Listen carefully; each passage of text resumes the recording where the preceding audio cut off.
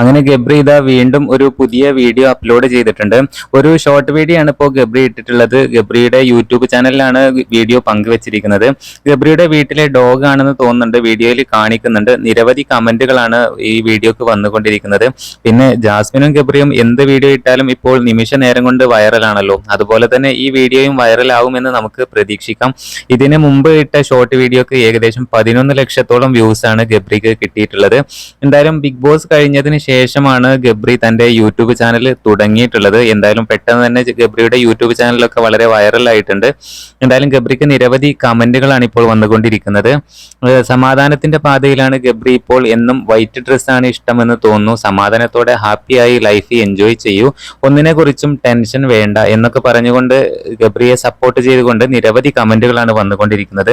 എന്തായാലും 16 വീഡിയോസ് മാത്രമാണ് ഗബ്രി ഇപ്പോൾ തന്റെ ചാനലിൽ അപ്ലോഡ് ചെയ്തിട്ടുള്ളത്.